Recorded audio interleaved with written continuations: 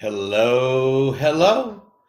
It is Tuesday, September 30th, last day of September, 7 p.m. on the East Coast. Welcome, all of you, to Community Conversations. My name is Ethan. We have a special guest joining us shortly. In the meantime, say hi. Let us know you're here, where you're from, and favorite love song. Why not?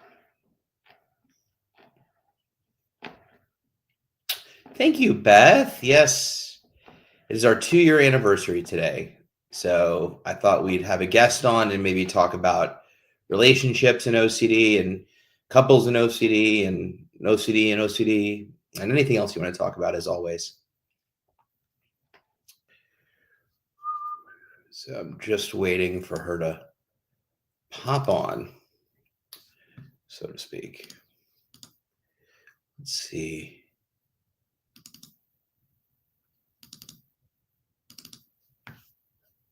Okay, there we are.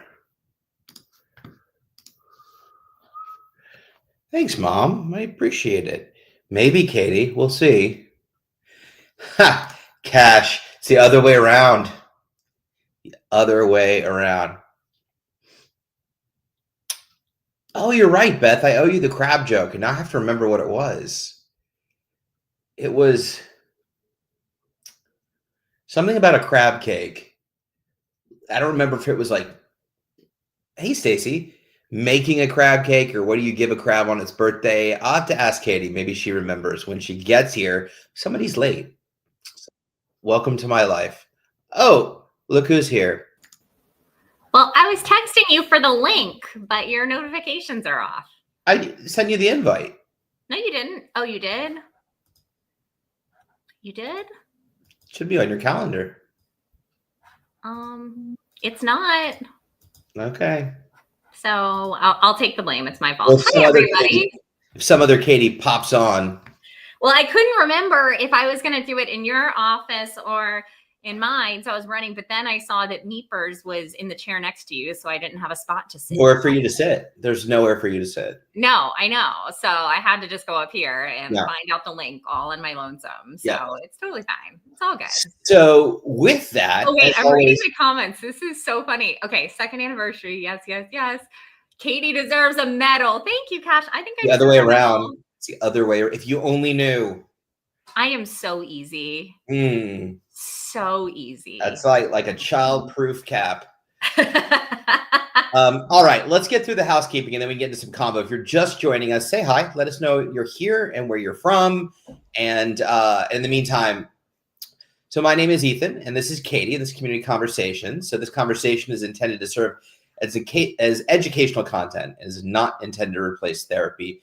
For treatment-related questions, please be sure to work with your local provider or contact a local clinician. As always, the IOCDF is not a crisis lifeline. If you are ever feeling suicidal or unsafe, please call the Suicide and Crisis Hotline at 988, or you can also go to your local emergency room or call 911. As always, we want to create a safe space and be kind and respectful to everyone. We're here to support one another. And also note this is being broadcast on all the social media platforms, or most, and is being recorded. So keep that in mind as we share our thoughts. We try to keep it as safe a space as possible, but please note that as you ask questions and dig in. Oh, and I need to take that down, don't I? Okay. Yeah. There we are. Ethan. Oh, thank you. Thank you, Liz. That is my amazing mother. What was the joke? I meant to tell that was on trivia about crabs. I meant to tell Beth. I meant to. It was about crab cakes. I know it was crab cakes. Beth, you came up during trivia and Ethan had a whole thing about it. Well, she knows. And then I was supposed to message her about it and I forgot. Okay, so I'll have to go back and look because I have all of our Stick with the Ick events recorded. So I can go back and look. Oh, there we go. Yeah, so we'll find it. Don't worry. Hi, Richard. Welcome. I don't know that I've seen you here before. So welcome. Thank you for joining. Hi, Richard. So, okay, as always, this is an open conversation for anyone that wants to ask questions about OCD or related disorders. Really, you dictate the flow of the convo and the topic. So, as always, woohoo, crab jokes. Absolutely. Got to grab a crab by the horns. No, that's not right. Okay. No, you gotta. No, it's a bull. I said crab a crab. No, I think it's like you gotta. Oh, I was gonna make a Maryland cracking crab joke, but I feel like I can't do that in front of Beth. I'm sorry. Yeah, you can. For Cracking sure. crabs? I feel like that's offensive. So, as you know, Katie loves animals. If you haven't heard it from me, you've heard it from her, and of course, you know that she's friends with Emily. And so, Katie went out of town to visit her parents, and I didn't go. And she sent a picture of her and her mom cracking crabs. Grab it by the claws. There you go, Cash. And so she sent a picture of her cracking crabs, and I sent to Emily, and Emily was surprised that Katie would beat an animal. It's very unlike Katie to smash an animal. So we thought of this idea of telling Katie that the crabs, it's been scientifically proven that crabs can still feel weeks after they've died.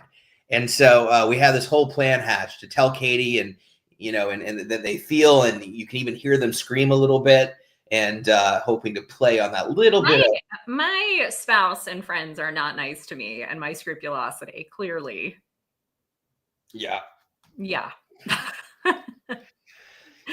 So Stacey, I just grew up with crabs in Maryland. I love them. I'm allowed to kill them. I have a Maryland license. I love hermit crabs too. I grew up like with hermit crabs too. I made little mazes for them. I love hermit. That's amazing. My crabs love watching SpongeBob. I love that. Stacey, awesome. oh, whoops, comments went up. Stacey, I'm so sorry to hear that. How can we support you tonight? And as always, as you're here, please feel free to ask questions. How are you all doing? It's been a couple weeks. What's going on in your lives? How are you? What questions do you have? It's a rare event that we have Katie with us. Thank you. That's funny. Oh my gosh. Oh my God. Wait, why is blinking twice hard? Okay. Yeah, she's screwed. Well, we're here, Stacey. Anything that you need. So we're so glad you're here, and I know it is so hard, and I think just again working with Shannon, getting help and support, and even just showing up here and letting us know that that you're struggling. It's a step forward. It really is. And I think what you just said, reminding yourself it's just a thought, can be a really big thing. And Ethan, I'll say in our own journey, he reminds me that a lot. I'll say something and I'll say, but I'm so stuck on this thing. And he's like, Katie, it's just a thought. And it really is just a thought. Okay.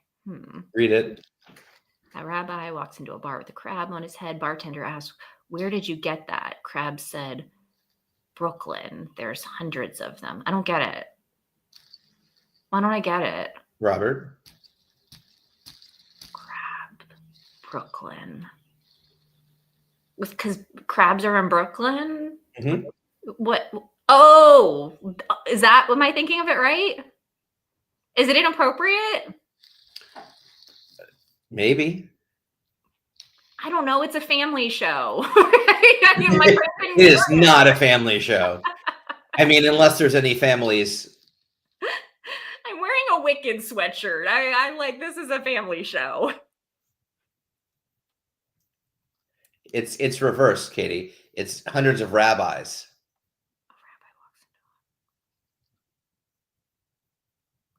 Oh, I get it. Oh, that's so cute. Okay, got it. Crab says, yeah. Okay, got it. Robert, don't take offense. It was funny, and I'll stand by it. It was funny. Yeah, it's a llama crab. Okay, I'm glad I wasn't the only one who didn't quake. The crab says there are hundreds of rabbis in Brooklyn. Okay, Phyllis knows. Gotcha. Phyllis should so folks I'm watching like our viewership go up and down because we're not talking about anything, but it's okay. That is not true, and we don't pay attention. If one person is here, we're happy. We are so glad that everybody is here. Can I share my screen on this? No. I wonder, because I feel Mom, the crab answered the question. So can I share my screen? Is that a thing? Yeah, I can. I'm going to see if I can find. So I was before the end, I'm going to try to find, because this is our anniversary and we are going to talk about some couple OCD stuff along with like how how folks are doing and everything like that. But I would love to show Ethan you breaking the glass at our wedding. No, we're Why? not showing that. Why? Because it's funny. You mean you're laughing at me? I'm not laughing at you. I'm laughing with you. You were laughing at me. I'm not. I was actually, because there was some OCD. Well, let's top it off with that. Let's get into some combo. So I see there's lots of puns, which I love. Hey, Chad Tally, how are you? Good to see you. Yeah, see, Stacey wants to see it. Cool. Your mom wants to see it too, Ethan. Hope you and your family are doing well and healing by the day. That's right. Katie did go to Vanderbilt and Emory. And in case you forget, she has a wall to remind you. How do you feel about regular people who are just scared as COVID as OCD? Are you asking me? So the difference is, I was, but you didn't chime in. Oh, I thought you were just reading it. No, you're live stream rusty. Sorry. No, I still do. I have a live stream. You're live stream rusty, Katie. Live with it. Live with the discomfort. Don't make me mute you. Somebody asked me today, actually, while I was seeing scrupulosity consultations today, a couple people said, "Oh, are you getting on community conversations with Ethan tonight for your anniversary?" And I said, "Yes." And they said, "Don't do any compulsions. He'll mute you." And I was like, "Is that a common thing that people know?" I'll leave you? I'll mute me. He'll mute. Oh, I totally will, like I did last time. Yeah, exactly. Okay. So how do you feel about regular people who are just as scared as COVID as OCD? I like them a lot more, honestly. No, I'm kidding. I think honestly the difference is I think, a person without OCD can be just as scared of COVID. What I do think though is those individuals will still function accordingly to their value. So it doesn't mean that they aren't nervous or scared, but like, let's say for instance, that they have to go to work, they'll still go to work, right? The definition of OCD is people have obsessions, people have compulsions. It's the D, whether it's a disorder or not. And that's defined by, obsessing and compulsing more than 1 hour a day. It starts to interfere with your function in your life and so forth. So yes, 100%, OCD thoughts are not unique. Our thoughts are the same as regular folks' thoughts and vice versa. We all share really crazy, creepy thoughts. And all of the above, right? The difference is we start to really hyper focus on those thoughts and then build a narrative around them. And so, that's pretty much the difference, is that lots of folks are worried about COVID. Lots of folks are worried about long COVID. Nobody's saying, your thoughts are crazy or they're invalid. They're 100% valid.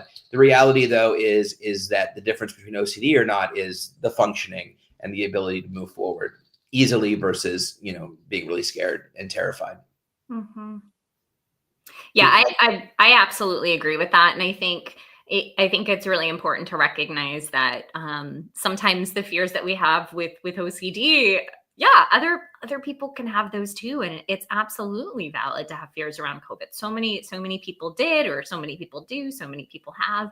But I think, again, what Ethan's talking about, the disordered piece comes in when we have both obsessions and compulsions, and where individuals without OCD might get a thought and they might get some fear or anxiety around the COVID kind of component, but they're allowed to, or they allow themselves to sit with that fear and anxiety without taking action. For those of us with OCD, we go from the fear and anxiety to catastrophizing and to feeling like we have to fix it, or we can't possibly sit with this feeling, so we need to do all of these things to protect ourselves. And for individuals without OCD, yeah, they might still get that fear, but it might not hang on as long because they're not doing those compulsions and they're still going out and living their life in a different way. And thank you for the happy anniversary. Thank you, Dottie. It's good to see you. Our Forge, I've been struggling to find a significant other because of my OCD. First of all, feel free to elaborate. Here we go. Hard to find someone that understands OCD and is okay with it. That's understandable. Do you want to speak a little bit about relationships and OCD, and especially it sounds like dating, the very beginnings? I would love, that was kind of, we wanted to go where y'all wanted to go tonight, but one of the things Ethan and I talked about was talking tonight about relationships and dating and what that looks like. And Ethan, I would almost love for you to share some of your own story with dating and OCD, because I know that was kind of a journey in and of itself. But what I do want to name is that, I guess before we get into a lot of it, I think a lot of people assume that Ethan and I are together because we both have OCD. And that must mean that, I don't know, we totally understand each other, and that's the thing that brought us together, and that's, all of this stuff. And I think it's really important to note that we're not actually together because of our OCD. Now, this community brought us together. Wait, go ahead. No, I was going to say, technically, we wouldn't have been part of the community if we didn't have OCD. And so we met because we have OCD. That's what I was going to say. Yeah, we met at an OCD Georgia walk. We became really good friends. We fell in love during COVID. It was a really cool story. But the thing the OCD community brought us together. But we didn't fall in love because we had OCD. And I think there was definitely a mutual understanding where I understood his and he understood mine, and we knew how to support each other. But there's also been challenges because of us both having OCD. And that can be really, really tough too.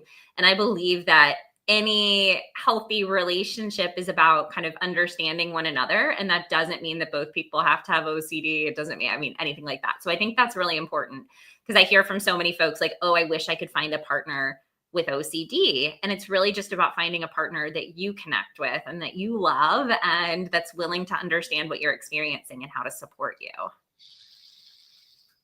So I wanted to preface with that. But Ethan, I think you should actually start on the dating train of what that looked like for you, dating with OCD, trying to find your person with OCD, to kind of speak to the question a little bit, because that was your experience. Yeah, I think I went through two phases. So there was the period of time in my 20s and early 30s where, I had OCD, I was diagnosed, it was really bad, but I wasn't getting the proper treatment, and I had girlfriends, right? So what did that look like? It was exhausting because I was constantly hiding all of my compulsions as much as possible from my girlfriends, right?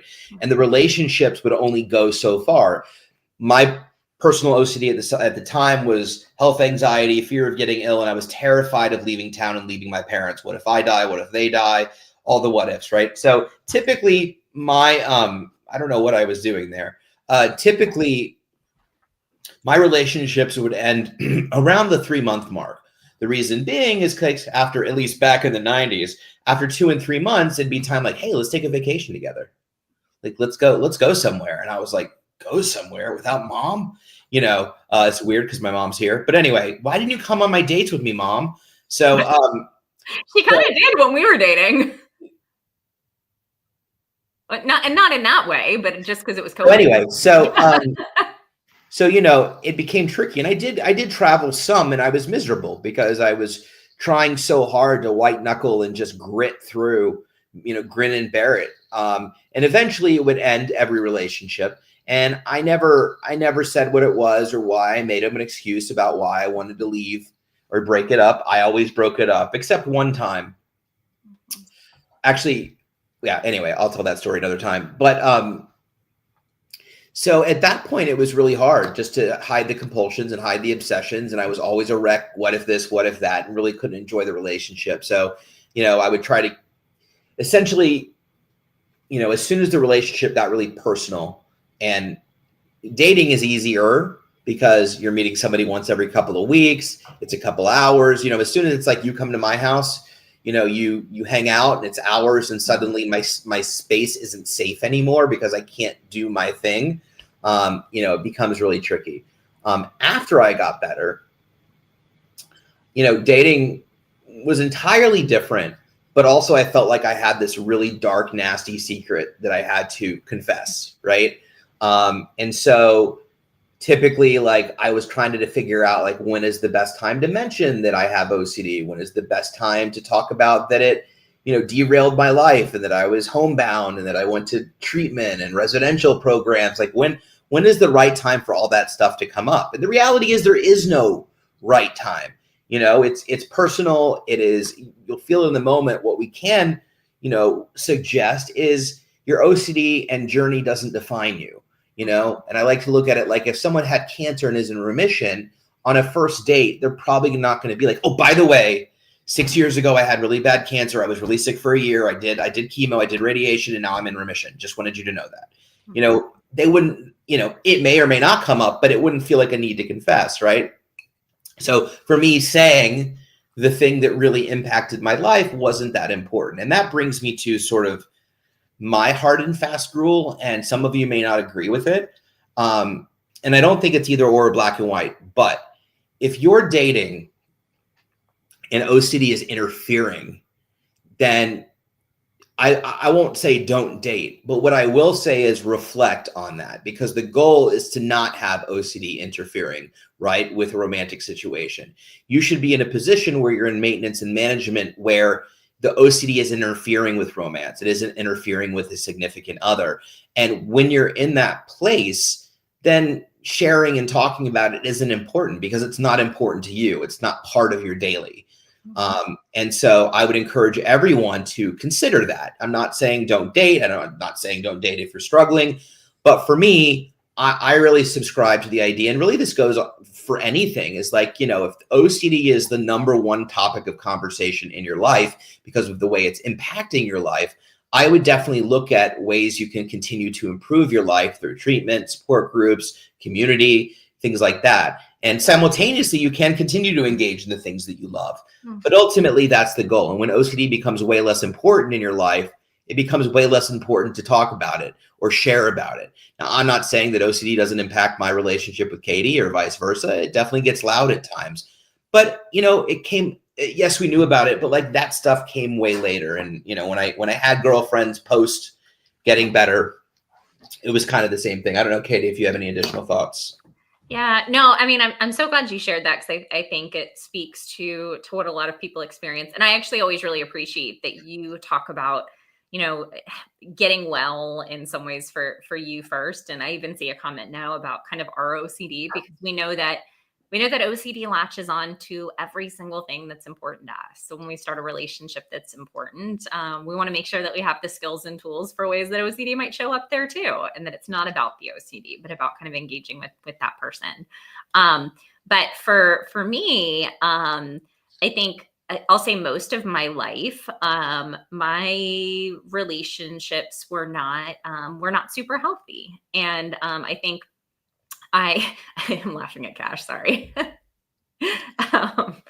That's funny. But I think my relationships weren't super healthy. And for me, I was navigating undiagnosed OCD. I was doing a lot of mental compulsions. I was really struggling with the idea that I was a bad person. And a lot of times I ended up in kind of challenging relationship situations or unhealthy relationship situations.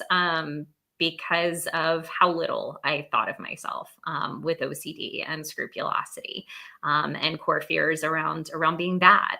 And I think that was a really big challenge for me, even before I knew I had OCD, and not really seeing myself as worthy of love. And I know that other people with scrupulosity kind of experience that too. But I think a big shift for me in meeting Ethan when we first kind of became friends, even just his friendship kind of shifted the entire way that I saw myself and my OCD and my recovery. And I started to think like, oh, wait, I'm actually worthy of getting better. I'm actually worthy of a really beautiful life. And really the life that we started was based so much on that, and less about the OCD in and of itself. Thank you, Rachel. We love you. And I think one of the really cool things when we're thinking about like relationships and thinking about OCD is we can really think about how we support each other as partners. And I know that we've had already some really awesome comments from Chad about the way that his wife supports him. And I just want to come in 100% support. Like I was speaking to the very beginnings of dating and getting going. Obviously, as you build a relationship, this conversation becomes really important. But I just I was just transitioning into that. Oh, yeah, no, please. I just wanted to specify that I didn't talk about support from your partner, and I was literally talking about first few dates kind of situation. Just met someone. So now we've met someone and we're on date 12. Well, and I will say the first few date piece that you were talking about, habit for me always, like Ethan kind of mentioned, was needing to confess or needing to tell everything. And I get the question from folks a lot. Hey, if I'm starting to date, do I need to tell the person about my OCD? Do I need to tell them all of the things? And I love what Ethan said about this. And I often tell people that you are, you know, as you get into the relationship and you want to share authentically about you and what you're experiencing, you're more than welcome, as you feel comfortable and safe, to share that you have OCD or that you're in treatment. But it also doesn't mean that you need to share the content of your thoughts. And you can really think about what the function of your sharing is. Is it because you want support for that person, from that person? Is it because you really want them to know what you're experiencing so they know how to not offer you reassurance? That's a really, really great motivator. But is it you want to see their face when you say your intrusive thought and make sure they don't run away in the other direction and make sure they're cool with it? Probably compulsive. So I often tell folks it's less about telling, especially as you're in a newer relationship and you start to get to the point where you might want to share some things about your mental health. It's more sharing about maybe OCD and the things that you need for support, and less about the content of your intrusive thoughts or making sure they're cool with harm OCD and things like that. What's interesting too is you would think that both of us having OCD again makes it easy. And I know Katie talked about, like, when we're both struggling, there's definitely a lot of challenges associated with, but also you'd be surprised, especially early on in our relationship. I had a big fear that Katie was going to see me at my worst. I was going to freak out about something and want to leave me. OCD still attacked. I still tried to protect her from the darker parts of my OCD or my anxiety or any compulsions that I still had. And it took me quite a while, maybe a couple years, to really trust that Katie loved me for me. And even if she saw me at my worst, she wasn't going anywhere. And I know for Katie, Katie had some pretty dark, scary thoughts that, seemed at times crazy, right? And she was worried that I was going to be like, okay, you're nuts, I'm out of here, And I think that I was afraid that, honestly, I mean, I don't know how much we've actually talked about this, but I was afraid early on when we started even living together and you kind of saw some of the ins and outs of my therapy. We didn't live together till we were married. Yes. When you saw kind of the ins and outs of my treatment and things like that, I don't know. I know you know so much about OCD, but I was worried that you wouldn't fully understand that my thoughts were ego dystonic or didn't represent me. And even I saw even Amy just ask a question about harm OCD. I mean, a big thing for me has been moral scrupulosity, but also harm OCD and false memory OCD. I was scared I had committed crimes and killed people. I was afraid I was going to kill people. I had lots of really graphic fears around this. And I started to get really nervous the more that Ethan saw me, and kind of when we started really getting to know each other, that he was going to be scared of me or not want to be with me because of that. It was weird to see her kill her first few people. But you eventually get used to it. Yeah. Yeah, totally. Oh gosh, why is that still triggering years later after I'm like, I haven't killed any. No, you can mute me. It's okay. We're gonna. It's fine. You're fine. You're fine. But what's interesting about that is, OCD is still going to trick you and convince you, whether you both have OCD or one of you has OCD. There's still times where I'm like, Katie's totally ditching me. Or vice versa. So. And I think in terms of, to get to the support piece that I was going to say, and then we can loop, I know we have some other great questions here beyond the relationship component, but I think with partners, whether or not one person has OCD or both have OCD, I think it's important to recognize that everybody is a little bit different and that you can communicate about ways to best support one another. And whenever I talk about this, I always say support the person and support the emotions without engaging in the content. So for me and Ethan, this absolutely does not look perfect. And there are times when I get really mad at him for not listening to my OCD content, AKA like this weekend a little bit. Sorry, I yelled at you, didn't I? Sorry about that. But he is really good about, and I'll say this, Ethan, even when I'm frustrated with you for it, saying like, Katie, I really love you. It feels like you've asked me this question a couple times. I'm not going to continue to talk to you about this content, but I know this really sucks. Can we think about a skill or a tool? I'm willing to sit with you while you feel all of the guilt, all the shame, all the blah, blah, blah. And I think that is such a really cool thing that we get to really do as partners, is, again, support that emotion and support the person in a way that's helpful to them, but not continue to engage that content. So what does that mean in actual practice? It means that if you're dating someone or married to someone, or in a relationship with someone that doesn't have OCD, whether you're in treatment, whether you're not in treatment, whether you're actively treating OCD or you're in maintenance and management, but see someone, involve them, include them. OCD goes up and down, no matter how it does for me, it does for Katie, it pops up in and out and all those other things. Both of us just happen to come with a lot of therapy. So we were equipped to support each other. That doesn't mean I still don't meet with her therapist and she doesn't meet with my therapist and we talk about stuff, right? But involvement is key. Helping. I think that a lot of individuals with OCD really want their spouse to understand what it feels like, what they're going through. And I will tell you, even though that feeling is valid, it's not important.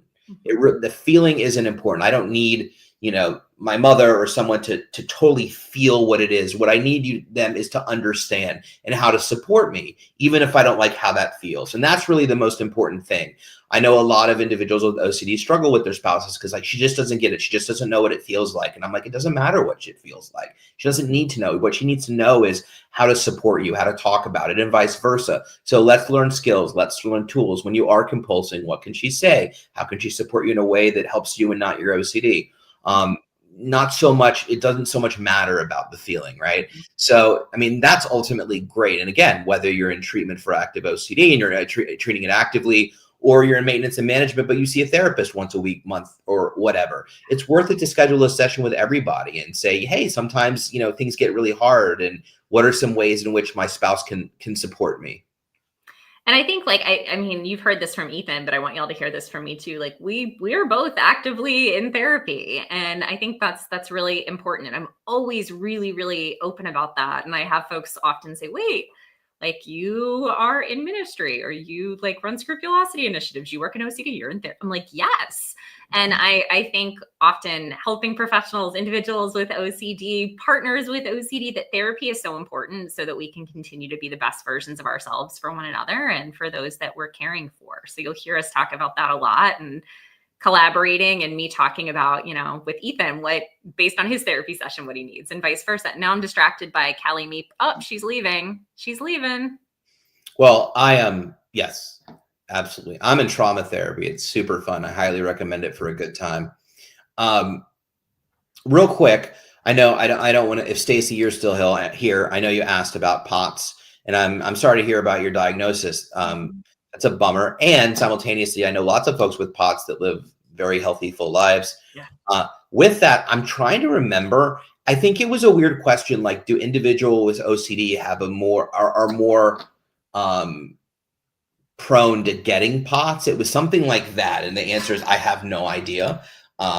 But I would recommend joining the Chronic Illness and Disability Special Interest Group with the IOCDF, which is absolutely amazing and is run by just the most wonderful, awesome humans. And there are quite a number of folks in there who are navigating both OCD and POTS. And I think that would be a really, really great supportive community.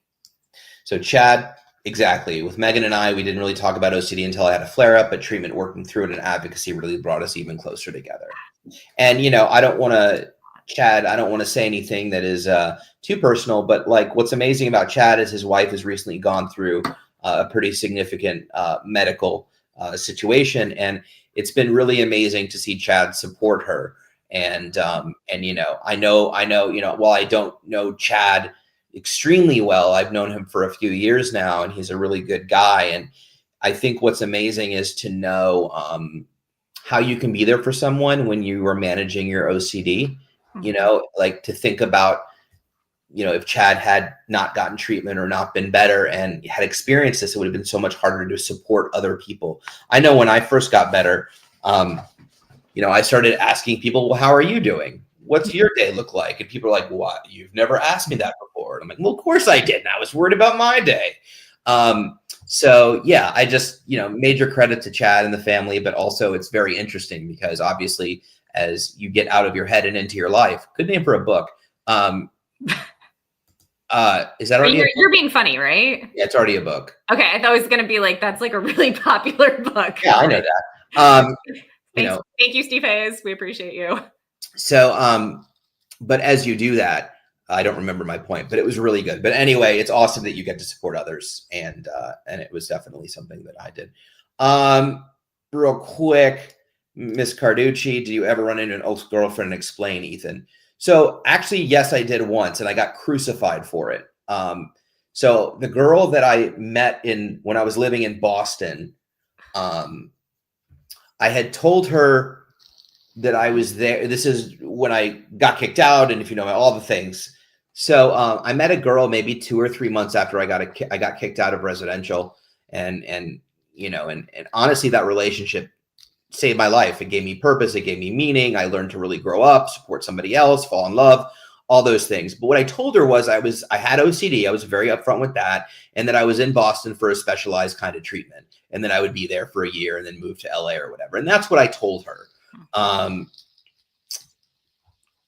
After I moved to LA about 2 or 3 months later, we still talked, and I decided to tell her like actually my experience in Boston.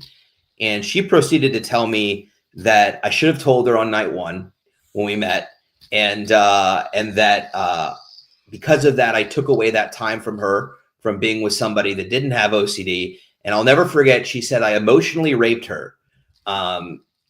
So that didn't turn out too well. I think that's ridiculous. I'm not going to go on a first date and be like, hi, Ethan Smith, I was in a psych ward. Good to meet you. I mean, like, it wasn't relevant in our relationship. And what's hilarious is I spent time going to couples therapy with her because that's what she needed. I didn't need anything from her. I was taking care of myself.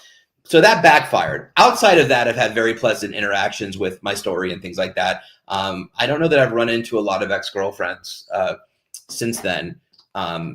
In fact, none. I haven't run into any, Katie, or talked to any of them ever. But, good job, Ethan. Good cover on our anniversary. I love that. Thank you. I don't know. This is probably in context of something really mean, but out of context, Cash just thinks I'm hot, and I'm good with that. I think that's really good out of context. Do you guys still struggle with OCD flare-ups, moments where it feels so real and you struggle to use your tools? Great question, and welcome. Yeah. Go ahead, Katie. Absolutely. And I think this is really, really important to normalize that no matter how well you are, there are moments where OCD flares up. And I think it's also really important to hear it doesn't mean that there is no hope. You can live a beautiful life where OCD is in the backseat and you were in the driver's seat and it doesn't impact your daily life. But there are times when you're going to be triggered or when something pops up that's challenging. And I think that's often during a time of change. It might be when things are really good and you're really excited about something, or it's really important to you, or even when something's really, really challenging. And for me, gosh, I reminder. What? I reminder. You remind me of my OCD? Struggle to use tools. Oh, when I struggle to use tools? Yeah, I remind you. To use them? Yeah. Okay. I thought that's where you were heading. Never mind. No, I wasn't going, I didn't know what was going on. Okay, so I was going to first normalize the flare up side. I totally lost what I was saying here. But I think it can, at least for me, sometimes I feel really frustrated when I have a flare up, and I still kind of go through that thing of, oh man, like I know what to do. Why am I having this experience? Why are things feeling stuck? And I will say what Ethan just said. Often he does remind me, because sometimes I get stuck in a place where I'll look at Ethan and I'll say, well, I don't know what this is, or I don't know what to do. And he goes, you do know what to do. You need to use your skills and tools. And to the question, OCD is such, it's just such a jerk, right? It feels so freaking real. And it does sometimes for me. Even this week, I had some moments that some stuff popped up where it felt really real. And it was hard for me to tap into using skills and tools. And that's okay. But I think the more we kind of go through this recovery journey, the more we practice with ERP, the more kind of those skills and tools either become automatic, or we can like look to something that reminds us of those. So Ethan, I will say this week, did a really good job of actually pointing to some of my skills and tools for me to use. But I'll encourage other folks that sometimes maybe you even have something on your phone that lists out 3 things that you could potentially use when you're feeling really anxious, or when you're having kind of an OCD flare up. Sometimes even looking at something can be super helpful. But that was a long way of saying yes, yes, yes. Great suggestions. And yeah, same. And Katie's right there to support me. And sometimes I'll recognize, I think there's things that you learn that you don't have a lot of objectivity around. And so when things do flare up, you know, I quickly try to establish a baseline by asking Katie, hey, you know, I don't have a lot of objectivity here. What do you think? What would you do? In a non-reassuring way. other things I'm being taught to make my own decisions and make a mistake or not make a mistake, and that's okay too. But 100%, and I will tell you too, the more aggressively you address it quickly and not lean into it, well, you should lean into it, but the more you don't give into it, the quicker it quiets down. So, don't give oxygen to the fire. The fire goes out, and that's very true for flare-ups as well. But and Ethan will remind me this a lot when I'm feeling stuck kind of randomly out of the blue. He'll say like, okay, do you want to still be thinking about this tomorrow, or do you like want to put the fire out right now? And literally, if you lean into it, if you use your tools, if you're willing to get uncomfortable and stick with the ick, most likely the next day, it's really not going to matter that much. Yeah. Thank you. Good question. So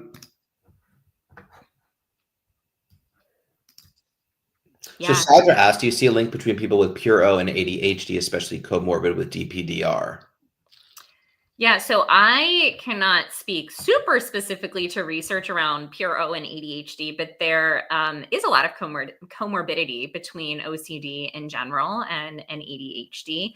And there also many individuals with OCD also experience, it's not uncommon for them to experience depersonalization, derealization. And I know that from a research perspective, people with OCD are more likely than the general population to report some experiences with dissociation, like you're talking about with depersonalization or derealization. But again, we're not on so much the clinical side, so I don't know the full link between this, other than the fact that these things can be comorbid, and you are absolutely not alone in that. Ethan, I don't know if you have any additional thoughts with this. No, I have movie posters behind my wall, and you have degrees, so I'm going to let you answer that, and we'll move on. But thank you, Pedro. So Amy L, Ethan and Katie, what do you do when OCD thought feels so real in the moment with harm OCD? So I'll lead this to start. So Katie, we both have harm OCD in different ways. I'm afraid of harming myself, and she's afraid of harming others. And so it's super fun at parties. So what do we do? Unfortunately, I'm going to sound like a broken record. You do what you do with all the subtypes and symptoms, which is don't folks get bored with us? We're like, same thing, no matter what, right? Why are folks still letting us talk like 4 years later? You embrace the uncertainty and, be willing for the thing that you're afraid to be true or to happen. And that's really freaking hard and takes, a lot of practice. But whether it's HOCD or ROCD or any subtype or symptom, the skeleton key to unlocking, wellness around OCD is really this embracing uncertainty thing, even as hard as it sounds. And some things sound non-negotiable. For me, I wasn't willing to hurt myself. So I'm not going to dare take a chance to, in my mind, take a risk, right? Katie, doesn't want to kill people. So clearly, that's non-negotiable. She's not going to do things that might put her at risk of doing those things, right? And so our brains will work really hard to convince us that, by not doing the things that the compulsions, which feel vigilant and responsible, by not doing those, that we're putting either ourselves or others at risk. So it feels really, really, really scary. But in reality, they're just thoughts, and it takes a lot of practice, but in an effort to, not engage, trust its OCD, be willing to sit with whatever scary thoughts and feelings and images that you may be thinking, and the possibility that maybe not, but we're going to just assume it's our diagnosis and move forward anyway. I have yet to harm myself, and Katie has yet to kill anyone. I don't know that either one of those things may not happen in the future. I don't think they will. Probably not. But yeah, but I totally relate to that, and it can feel really real and really scary. And as I tell Katie sometimes, OCD, the same theme can pop up in a lot of different costumes. It can take off one costume and put on another. It's still the same thing, but because it came dressed differently, it's different this time, right? I always like to give the ice cream metaphor, which I guess goes back to me saying thank y'all for letting us say the same thing again. But I love to really think of OCD as gross ice cream that happens to show up in a lot of different nasty artificial flavors. It's made up of the same kind of gross stuff, but it's just showing up in different ways, tastes a little different. It might have some swirls, some different toppings or sprinkles, but it's still the same OCD. So we still treat it in the same way. And OCD is latching on the stuff that we care about the most. So for me, for a long time, that was, as a minister, the people around me, or when I served in school chaplaincy, that was my students. So my biggest fear was harm coming to them. So of course, harm OCD for me was huge. It was terrifying. And for me, that paired kind of with false memories. I mean, I had trouble even walking across campus because I would worry, well, 10 minutes ago, what if I kicked somebody on crutches? Well, what if I committed a crime? What if I did this? What if I did X, Y, and Z when I'm sleeping? What if I mean, it felt so real for me 24/7. So to the question and what you're experiencing, it was just visceral. It was graphic. And the only way out for me was doing all of the things that Ethan is describing with exposure, intentionally kind of bringing those thoughts up, but really the response prevention, not engaging in the compulsions that I was doing, which were checking and ruminating and going back to make sure I didn't hurt anybody. And at the beginning, it was really scary. I used to actually like physically go to the bathroom close to my classroom when I was teaching and like get sick when I wasn't doing compulsions because I was so terrified. It felt so real, but it shifted. And I think it's absolutely worth it. And I'm actually going to jump down because our Forge, and I'll get back. I have all the questions marked, so don't worry if you're still here and like haven't got. But our Forge asks, and it just picks up where we're heading. I know a big part of getting better with OCD is letting go. How would you define letting go? And he continues, or how would you explain the steps of letting go, which Katie was already touching on, and explained a little bit. If you want to continue on, I can definitely jump in as well. Yeah, I mean, I would love to hear, but I think letting go is, gosh. It's being what y'all are used to hearing me talk about stick with the ick, but it's being willing to literally stick with the ick, which means letting all of the hard, scary thoughts and feelings be there without trying to get rid of them, without trying to quote unquote stay safe, without trying to prevent bad things from happening. And I physically sometimes think of it as dropping a rope or letting go of a balloon that we've been hanging on to really tight. And sometimes I'll actually go like this with my hand. And there's a letting go of saying, hey, I am willing to feel really crappy right now. And I'm not going to do anything about it. I'm not going to try to fix it. So the letting go is kind of both the willingness to feel bad and the letting go of trying to fix, anything that's coming up. I don't know. Yeah, I agree with Katie, and I'll add, and I'll build on to what she just said, which is for me, letting go is what am I letting go of specifically? And it is the vigilance and necessity to control the situation and find certainty around it, right? That's what we're letting go of. I'm going to stop trying to control something that is out of my control and make sense of something that is actually nonsensical. It doesn't make sense. There's no logic. It's OCD. I'll never figure it out because OCD will constantly create new questions for me to answer. So what does letting go mean? Letting go means I am willing, I am willing to let the scary thoughts happen or not, and I'm going to engage in a value-driven action while simultaneously letting those thoughts be there. And I'm going to do it with a whole heart and an open mind. And when you do that, right, then you start to embrace this concept of I'm going to move forward anyway. And this amazing paradox happens, which is when you let go of control, you feel more in control than you ever did before, which is it's a crazy feeling to feel. But we can only control our focus and behavior, and our focus and behavior. We can't control thoughts, we can't control feelings, and we sure as heck can't control anybody else's thoughts and feelings, right? So there's very little we actually have control of in our world, and we very much crave control over it. That's an okay thing. That is so normal. But when we stop trying to and suddenly embrace this idea that if and when something happens, I will deal with it then. Mm-hmm. And until then, I'm not going to worry about it. I know I'm prepared. There's such freedom in that and such control in that. No different than anybody here who doesn't have health anxiety that like, I hate to get colds. Colds freak me out. You may be like, oh, yeah, I'll get a cold at some point and I'll take something then and I'm not thinking about it right now. And that's really the approach we take to everything, right? It's like this idea of like, maybe, I don't know, probably or maybe not. And if I do, I'll figure it out, right? And in doing that, it feels ultra irresponsible because, again, therefore, you're not protecting either yourself or others or whatever the fear is, right? So also living with that belief that how you're acting is irresponsible.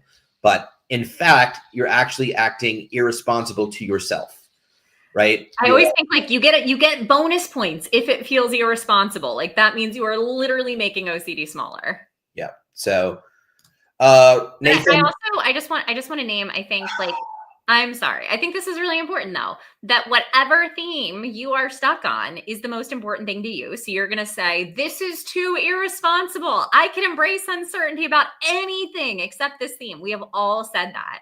I've looked at Ethan's themes and thought, I wish I had his. Come on. Like, I'm totally fine with that. I know he says the same thing about mine. So I just want you to know it feeling irresponsible it's a part of it.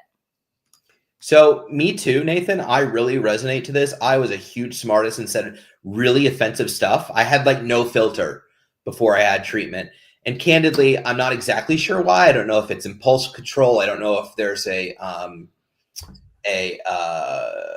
tic component to it or a Tourette component to it, but I relate to that. So yeah, I offended lots of people. Oh, Nikki, happy birthday. Happy birthday, Nikki. So glad you're here, Nikki. Chad wrote, after everything happened here, my financial, my health, and other subsets are flaring up a bit, but the universe is kind of crazy. My therapist went through a very similar situation. I was able to connect with them on that. It helped me. I love that. And also, Chad, let me remind you that everything that you're going through does impact all of those things for everyone. And while your OCD may or may not be latched onto it, I hope you recognize also the human experience of what you're going through, and that probably anybody going through that in your position would feel all of those things. And so that's very understandable. And thank you as always for sharing. That isostasia in the house. My boyfriend has been very, very patient with me. My OCD meltdowns. I've ruined so many things because of it, including the time when his mom passed away. I resonate and relate to that as well. I hope you give yourself a lot of grace and self-compassion. You know, I'm glad that they're patient. He's patient with you. And I hope that you're also patient with yourself because, you know, things happen. There were times I remember when I was really struggling and I missed funerals and wasn't there to support people in a way that I wish I had. So I resonate with that. Robert Spence, who has a birthday today, I think also yesterday or today, if I remember correctly. When explaining my OCD, I make it point to describe the powerful visual component to the intrusions. They have the same presence of actual memories. And I think that really helps in illustrating the power and fear that can come with experiencing OCD and obsessive thoughts. Trisha, now that my son has a driver's license, has really flared up. As we know, major milestones are a common time for OCD to get really loud, whether that's going to college, having a baby, puberty, driving a car, moving in with a girl. So yeah, totally relatable. And I want to say, Trisha said too, you're a therapist, so you know the skills and tools. And totally, I think it can sometimes be so hard and frustrating when we know the skills and tools, but it's still hard to then put them into place. So just want you to know we're sending you big hugs. Is it true that disgust-based contamination OCD does not respond as well to ERP? If yes, how to deal with severe disgust-based contamination OCD? All right, degrees. Oh, the degree. Well, my degrees are all on religion and scrupulosity. So, less on contamination. I mean, Ethan, I'm curious your thoughts. This is definitely something that can be asked at the Ask the Experts live stream, but I have never heard that disgust-based contamination OCD doesn't respond as well to ERP, or that any theme in particular doesn't respond as well to ERP. Yeah, I've heard the same. I think that there are certain subtypes of symptoms that may be more difficult to treat in the sense that you maybe have to be more creative. Obviously, I know or there's additional stigma around them sometimes. Yeah, stigma around, you know, pedophilia OCD or certain taboo, extreme taboo, violent sexual thoughts, you know, OCDs around those things as well. And so those may take a little bit different approach. The treatment is exactly the same. So you know, if you haven't had success, Malcolm, in treatment around I'm assuming this is yours, I may be wrong, but whoever's disgust-based contamination, I would consider potentially reassessing A, you know, the clinician, and B, how you or the individual engaged in exposure and response prevention, because a lot of times there's some things there that with reflection you can make changes. You know, as far as I know, and as the research shows, ERP is equally effective for all symptoms and subtypes of OCD. With that being said, though, they're not all as easily treatable, meaning you might have to get really creative. There are other stigmas and other aspects to also deal with and address. But in essence, yeah, I've heard the same thing, Katie. Mm-hmm. So thank you, Malcolm. But if you have a follow-up, we do have a few more minutes, so please feel free to. I see Cash says you tried to steal Stick with the Ick. What? Ethan tried to steal ownership of Stick with the Ick. He said trademark. Cash, I did trademark it, actually. So we're safe. Ethan can't take it. Whatever.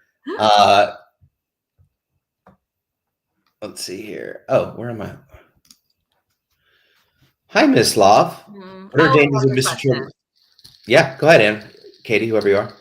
What did you call me? I almost called you Anna. I'm not Anna. I know.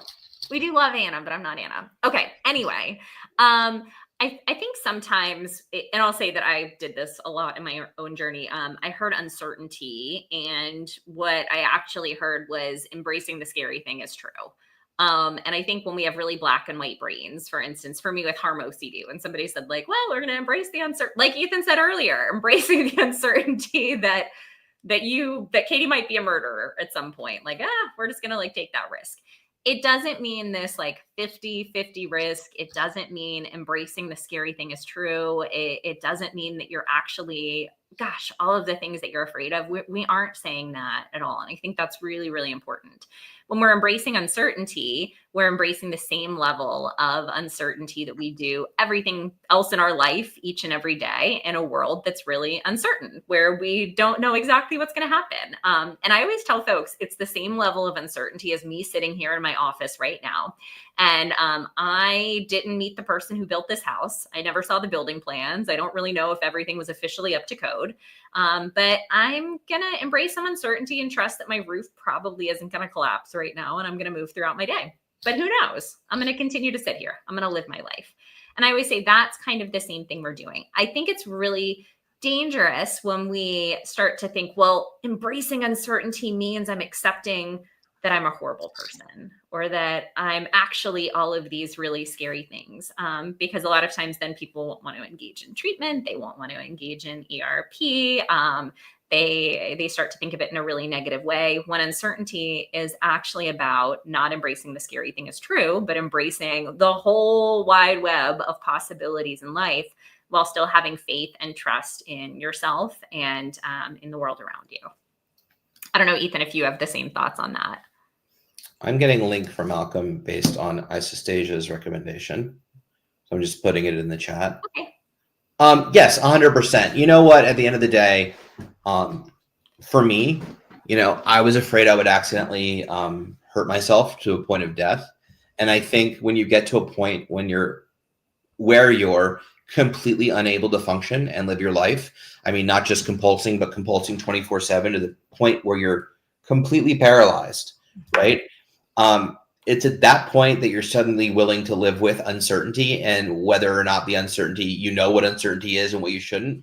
I think that OCD can take so much from us. I think we ultimately have to trust ourselves, even if we question what we should or shouldn't pay attention to. I know for a fact it's basically radical faith, and in doing that, I got better. So I think we have to try our best to understand and trust what we know to pay attention to and what we know not to pay attention to, and have a support system to rely on as well. Yeah. I always say like uncertainty, it's really actually a beautiful thing. And there's an element I always think of that's very spiritual and leap of faith kind of in this OCD journey, but there's also an element of optimistic uncertainty in OCD as we step forward. And I think there is, at least for me, one thing I've been leaning into recently is an element of trusting my past self in all of the actions that I've taken previously, trusting my current self, that I can handle any emotion that comes up, and trusting my future self that anything that happens, I'll be able to handle it then. And that's uncertainty, but with some optimism and some trust. Also, Stick with the Ick ice cream. This kind of looks like ice cream. But I feel like it actually would be pink and like bubble gum flavor. I don't know. Robert Spence, happy birthday. Happy birthday. Happy birthday. some of our favorite folks, happy birthday. We'll end on a light note. How is disgust-based contamination, OCD, different from contamination? I would say it's not. It was just describing the particular type of discomfort that was coming up around it. So when we're talking about OCD themes, I mean, it's all kind of the same OCD, but there's some different categories that we talk about to describe, well, what's the content? And the content is contamination. But there's a lot of types of discomfort that might be shame, guilt, fear, anxiety, disgust. And for some people with contamination, it might be fear around getting others sick or getting themselves sick. It might be guilt around, well, what if I contaminated this thing and I created, something bad for someone else? There might be kind of a scrupulosity component of if we, spread something that's morally bad. But disgust, it's just a different type of discomfort that we're talking about. So unless they also meant emotional contamination. Yeah, also that. Yeah. So emotional contamination, if we're talking about that, there's also emotional and spiritual contamination. So if we're talking physical contamination, it's kind of physical stuff in front of us getting contaminated. Emotional, it means we think kind of our emotions and our feelings might transfer from one person to another. Or even if we have a quote unquote bad thought, that might somehow emotionally contaminate others in our space. And spiritual is very much the same, where individuals might think if they hear a particular word or if they see something that is in opposition to their faith, that they have been negatively spiritually contaminated or that they could do that to others. Good answer. Lots of love in the chat, lots of support. I love all of you. And lots of birthdays, anniversaries, lots to celebrate today, what we can say. We purposely got married on Robert's birthday. We have lots of birthdays tonight. Yeah, we got lots of birthdays and Nikki's for sure. Nikki's, yeah. As always, thank you all for being here. It was awesome to have my wife, Katie, on here. I know a couple of people said they didn't expect us to be here, or expect me to be here. We thought what better way to celebrate our 2-year anniversary than with all of you, because you're our family.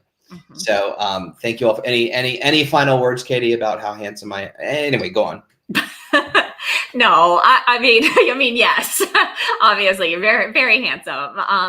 I will just say, and thank y'all for the kind words. It really is. It's such a gift to be here with all of you. Please feel free to reach out with questions and with all of the stuff. And the reason we wanted to be here on our anniversary is we know that for folks who are in it right now, that it can feel really icky, and just honestly really sucky. And we want you to always know that we're with you and that there is absolutely hope. And everything we talked about today with embracing uncertainty, sticking with the ick, dropping the rope, being willing to let the scary feelings be there and letting go of kind of that responsibility, is what moves you toward a big, beautiful, awesome life. And I'll close in saying that you are so deserving of that. And the best anniversary present you could give us is to step toward the life that you deserve. And then share it with us. Yeah, that too. We want to hear about it. We would love Absolutely. That. Pictures. And maybe we'll have Katie back again in a year. Anyway, so I want to thank, as always, the IOC. I have a live stream next week. So join me next week without Ethan for Roundtable. That's harsh. Yeah. As always, I want to thank the IOCDF for having us. As you know, the IOCDF is a donor-supported organization, so consider giving. And finally, this live stream is one of many, so you can subscribe and follow on all the social media accounts, get notified when we pop up so you can hear us talk for an hour. I personally wouldn't, but do your thing. And that's all. I think tomorrow Ask the Experts, Katie? Yes, I believe it is. I don't know exactly what they're doing on Ask the Experts. I should know this. I should have been more prepared, but yes. I never. So tomorrow, 12 p.m. Eastern, Ask the Experts. I can almost guarantee Chris Tronson will be there. He may or may not have a guest. Either way, have your questions ready. It's a really educational and great live stream. With all of that being said, I lose that guy. Cash cracks me up. I love Cash. And by Cash, I mean money. He's okay. Anyway, so until next time, thank you so much for spending your Tuesday evening with us. Stay safe, stay vigilant, feel the feels. Don't let OCD off the hook. And we'll see you. I'll see you. Katie will see you in a year. I will see you 2 weeks. I'll see you next week right here on my live stream. We'll take this offline. Have a beautiful night. Good night. Oh, I have to find the button. They make you do this button thing see, where is it? Just hit end stream in the corner. They've moved everything down. No, I have to play the thing first. Here's the thing. Ready? Drum roll. Music? Wait, hold on. Let me put on music. Hold on. Okay. Yes. Hold on. What music do we want? Oh, there's more music. Okay, hold on. Nope. I want the feeding the ducks one. No, it's me. I'm doing it. Stop I got moving. it. Okay. Enjoy the last 30 seconds of this live stream. Oh yeah. Left the sound on. You're welcome. Good night, everyone. We love you.